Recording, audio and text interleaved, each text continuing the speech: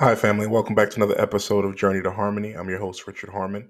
And today, here on this podcast, we talk about wealth building. We talk about career opportunities as well as how exactly those opportunities incorporate with our life as we're looking to complete and to achieve our purpose here by our Creator. Today, I want to talk to you guys just a little bit about Zion Williamson and how his situation can be a life lesson for us who are on the path of building wealth. So, for one, Zion Williamson is a professional athlete who plays for the New Orleans Pelicans. He was drafted in 2009, number one overall, and has been an absolutely astounding talent since his days that he burst onto the scene back in high school. He played at Duke, and then he's just had a remarkable overall skill set that has translated to the NBA. Zion has averaged, just about 26 points a game and I believe about 5 rebounds per game or so, a little bit more than that possibly, but he's done an amazing job. He's been injured over his time frame. There's been some news about possibly by him being unhappy as he is in New Orleans, kind of wants to be in that New York City lifestyle, being kind of on a bigger stage. So recently, there, in the past year or so, Zion's had a chance to sign a contract worth 5 years for 190 plus $1 million, 100% guaranteed. Everything's looking good. Zion recently released a clip on Instagram, I believe, about his current girlfriend and him, how they're pregnant and how they're having a baby. After releasing the video, another woman who is in the adult industry came and released some information, and she's been mostly nonstop the last few weeks, just talking about how she and Zion were having some relations and how that he's been paying her and different things like that. So things have gotten really out of control, and the team overall has been initially upset with him just in regard to his weight as he's shown up to training camp and to play. He's been injured quite often. And then also in terms of this particular situation, after he's been paid, there's been a lot of questions on whether or not New Orleans wanted to keep him. And now there's just been additional drama in terms of this situation. So today I want to come to us today and just talk to us about some life lessons in terms of what is it that we can learn from this. That I'm not, not everyone is going to be able to make for $190 million in 5 years. But no matter what amount of money, what amount of success you have, there's some lessons that are relatable. So if you go off, you get an engineering degree, if you become a doctor, you're placed in a position of high notoriety. And in those situations, you get to notice the fact that, a lot of attention comes your way. So the first lesson that I would say is just being grounded. So a lot of this came about, unfortunately, this young lady at the time who is not his current girlfriend, but who is attempting to speak out about some of his relationships. If in a situation that you do come into a circumstance where you are in a position of authority or you've been able to acquire some large sums of money, being able to control yourself sexually, being able to control yourself in terms of partying and things like that is always going to take you far.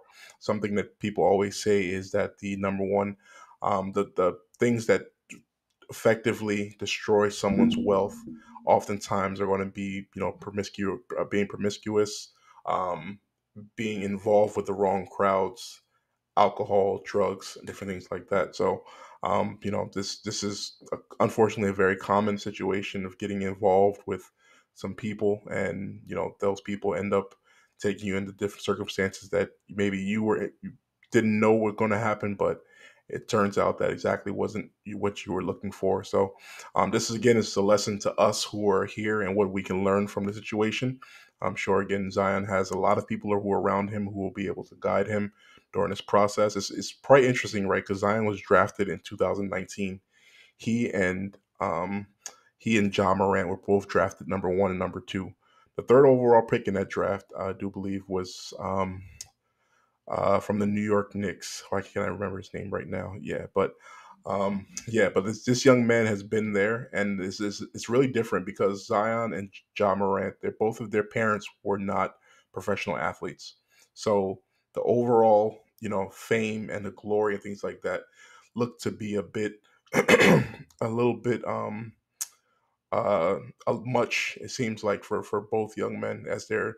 I can't imagine. Can you imagine being 19 years old, 20 years old with un, unseen amounts of money, and someone's getting ready to offer you, almost $200 million plus your endorsements? You feel like you have the world at your feet. Every beautiful woman wants to throw herself at you. But for their teammate, the third overall pick, and I'll put that in in the comment below or somewhere here. But this young man, his parents he grew up with with father who played, I believe, professionally or played in college. So there was some kind of expectation of what it was that was coming.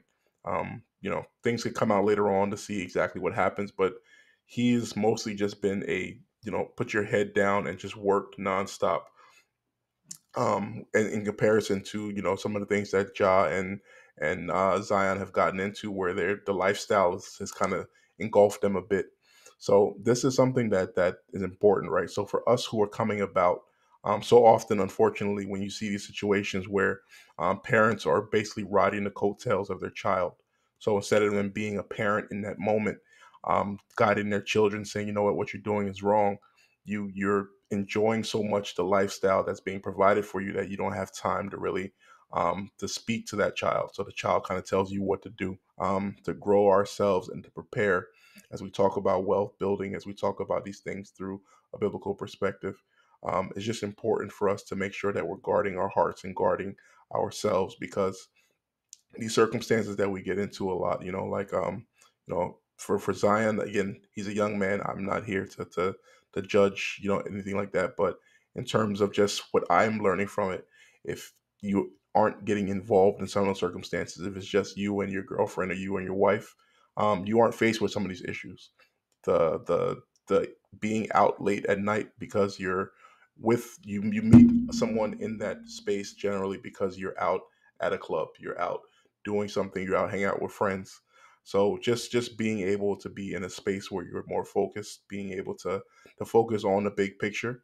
I remember when we were in high school and college, you had the kids who were always studying. Saturday nights they were out, still doing their studies. They were still focused on what was important. But you had other people who were like myself, who were out partying and hanging out, and being young at that time, weren't completely focused. So these are just some interesting topics right now. Hopefully this whole thing works out right now, but Zion's career kind of seems to be up in the air at this point, and no one really expected that after 4 years of him being drafted, you're kind of wondering, is he going to make it? Whether it's the health with his knees, or with him getting involved with some of the wrong people. How exactly is his career going to end? And it's looking, as great as he's been when he's off the court, he's only played basically in 100 games out of possible 400 games. So we'll see exactly how this turns out. What exactly the ending of this result will be. But what are your thoughts on this situation? I'm sure Zion has, yeah, I'm hoping and praying that everything goes well. He calms down. He understands exactly where he is. John Morant, it's the same thing. He's been suspended. Hopefully, he also is able to get himself together here and get refocused, to put the first thing first and to leave all other things behind. But just what are your thoughts? How do you have children? Have you started teaching them some of these principles? Thank you so much for listening. If you haven't yet, please like, share, and subscribe. And we'll be back for another episode. Have a good day.